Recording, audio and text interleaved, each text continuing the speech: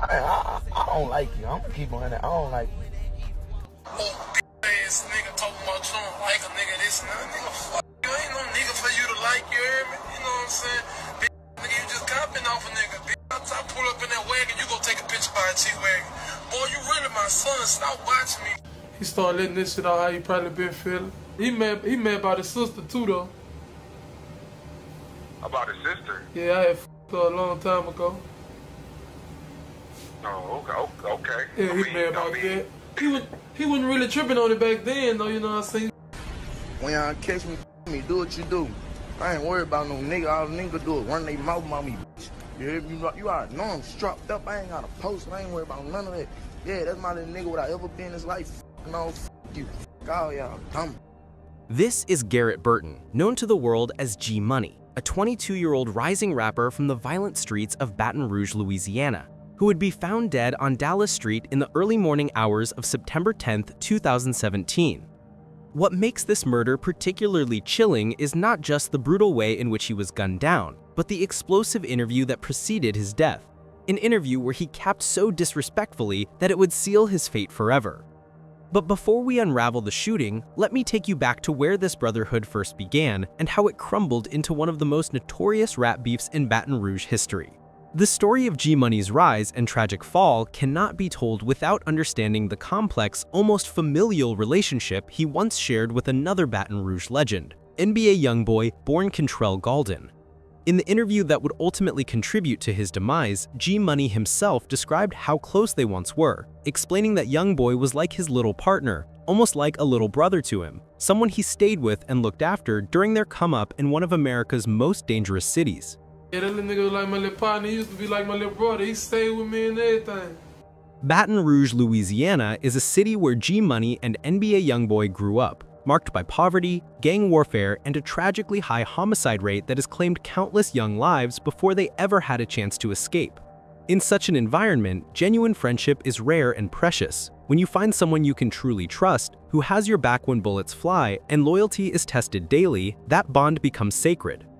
But as anyone who has witnessed the rise and fall of street friendships knows, success can be a double-edged sword. When youngboy began his meteoric rise in the rap game, something fundamentally shifted in the dynamic between the two men. According to G Money's account of how their relationship deteriorated, everything remained peaceful between them even as they began pursuing separate paths, even as their careers started moving in different directions. I ain't just like when, you know, leave off on the bad note, like everything was still all good until he started, you know what I'm saying, like doing his own thing, getting him a little buzz, getting a little money. But then, according to G Money, something changed in youngboy's attitude and behavior. G Money claimed that once youngboy started achieving real success and recognition, he developed what street culture calls the big head. He just got the big head and just started like in it, like the feelings he been feeling probably deep down inside that he was scared to put out. He let that out once he got a name and got from down here. He started letting this shit out how he probably been feeling. But there was something else lurking beneath the surface of this deteriorating friendship, something far more personal and explosive than simple professional jealousy or competitive rivalry. As the interviewer pressed for more details about what might be fueling youngboy's resentment, G Money revealed the bombshell. Youngboy was angry about his sister. When asked for clarification, G Money didn't hesitate or try to minimize what he had done. With shocking casualness, he admitted on camera that he had been intimate with NBA youngboy's sister a long time ago. He mad about his sister too, though. About his sister? Yeah, I had fucked her a long time ago. Oh, okay. Yeah, he mad about that. What makes this revelation devastating is G Money's characterization of how youngboy reacted at the time. According to G Money's account, youngboy wasn't really bothered by it back then, continuing to call him Big Brother and maintaining their close relationship despite knowing what had happened with his sister. He wasn't really tripping on it back then, though, you know what I'm saying? He be calling me Big Brother and shit, you hear me? I guess he just let that fame and shit get to his head. Now he feel like he just this new nigga, whoever he supposed to be, whoever he called himself. By making this confession public, by broadcasting to the world that he had been intimate with NBA youngboy's sister, and then mocking youngboy for being upset about it, G Money had created a situation where violence became not just likely, but inevitable. What happened next was both predictable and tragic in equal measure. The interview that had exposed the depths of animosity between NBA Youngboy and G Money did not exist in a vacuum. When disrespect is made public in such a spectacular fashion, the streets demand a response, and in hip-hop culture, that response often comes in the form of diss tracks. NBA Youngboy wasted no time in translating his contempt for his former friend into lyrical warfare.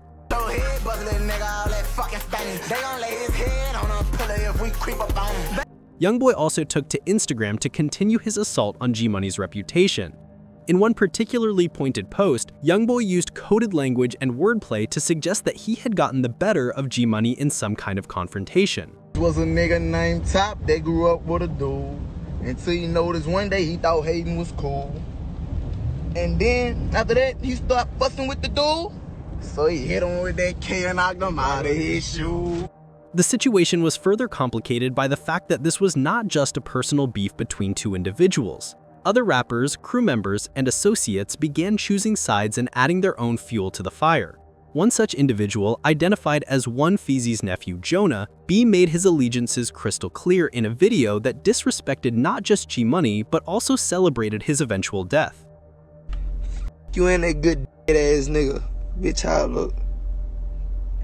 Even Fredo Bang, another prominent Baton Rouge rapper who would later become one of Youngboy's primary rivals, got involved in the situation. Though his involvement came later and served to remind Youngboy of the very disrespect that had ignited this entire conflict. Fredo's message was calculated to hit Youngboy where it hurt most, reminding him that every time he saw G Money or thought about him, he would have to confront the fact that G Money had been intimate with his sister. Hey, I be trying to stay to myself, but I just was thinking, imagine not liking a nigga, and then every time you see him or picture him on Instagram or anything, every time you see this nigga, you gotta think about, damn, this nigga really stuck his dick in my sister. On the night of September 10th, 2017, the escalating tensions between NBA Youngboy and G Money reached their tragic and inevitable conclusion. Baton Rouge police received reports of a shooting on Dallas Street around 1:20 in the morning.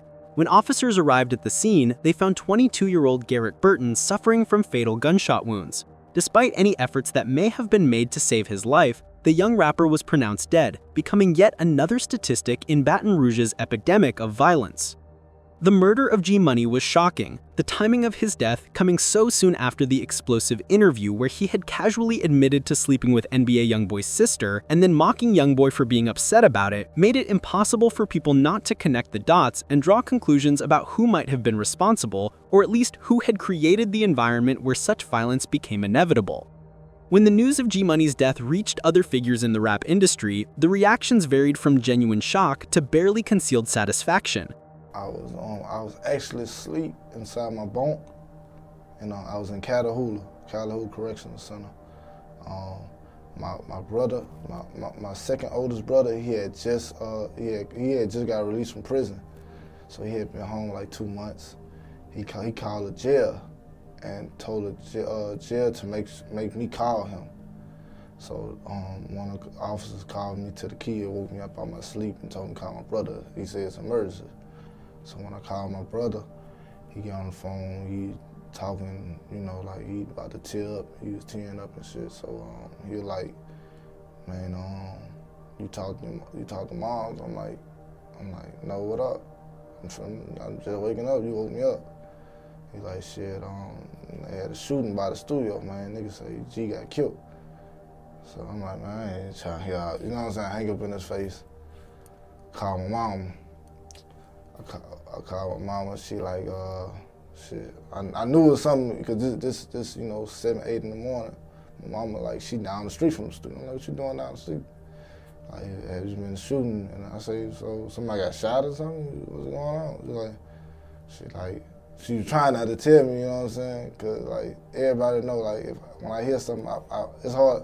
I don't know, got better with it, but it's hard to control my emotions. You know what I'm saying? I got bad temper.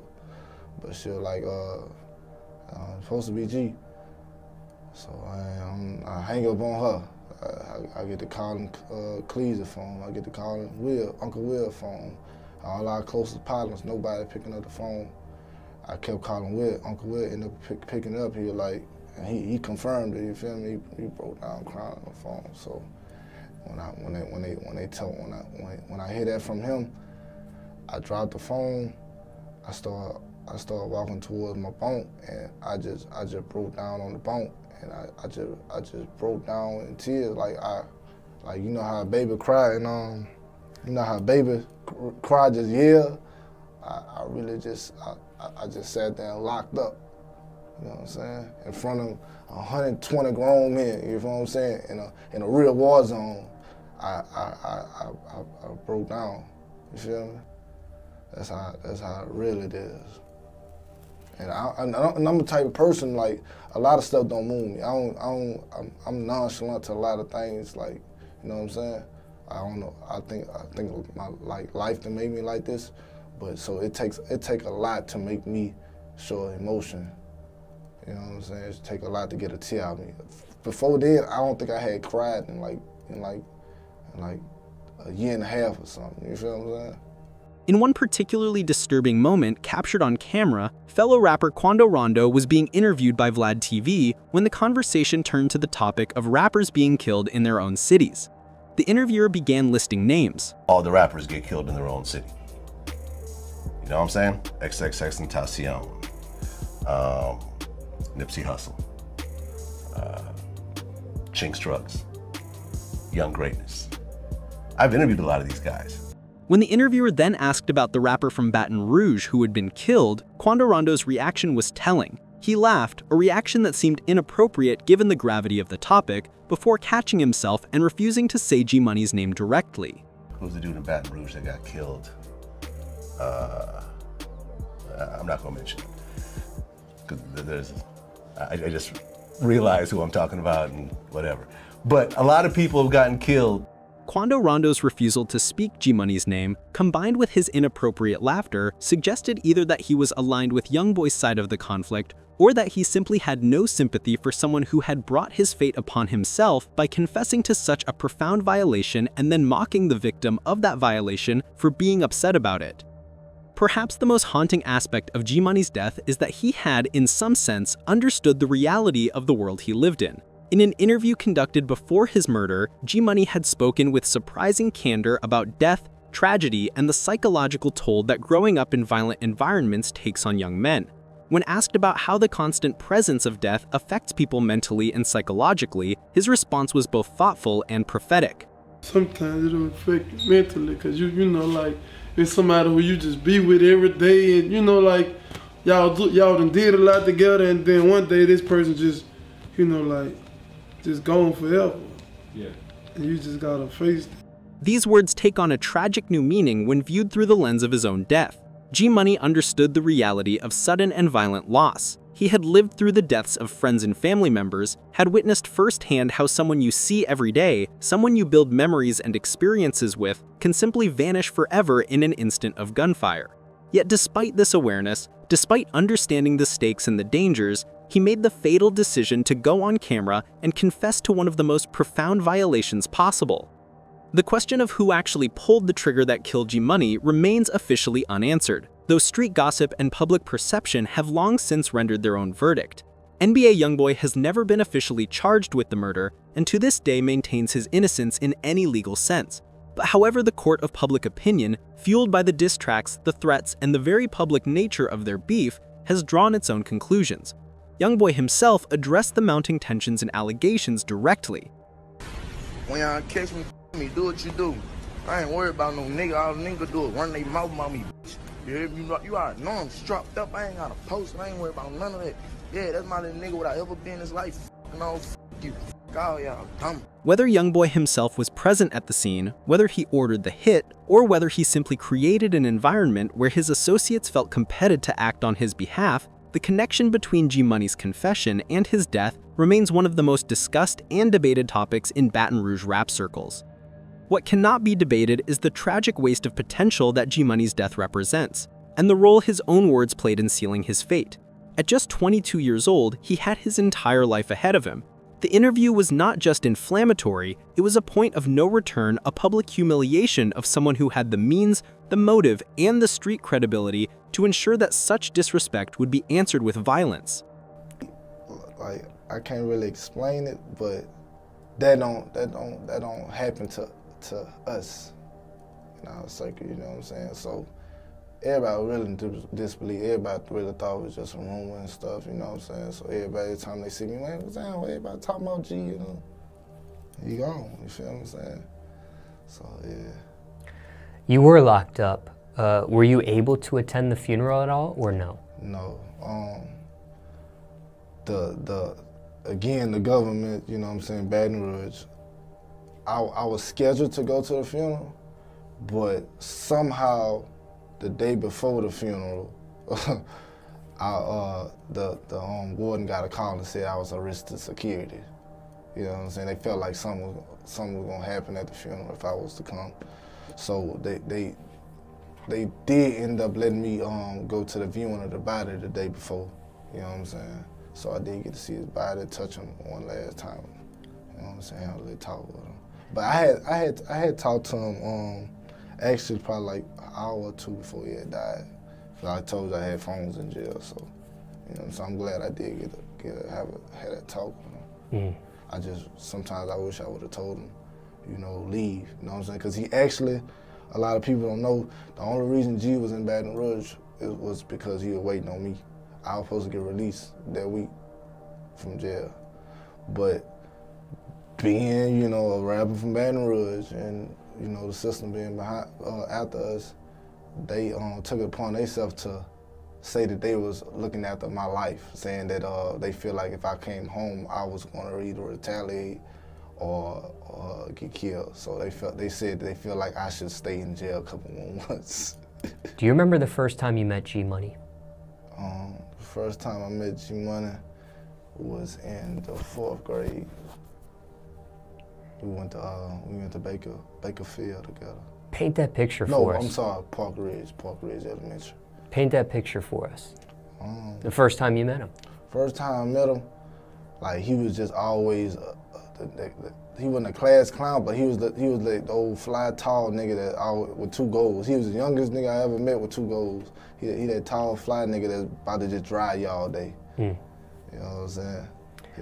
Yeah. And when you met him, was it an instant chemistry?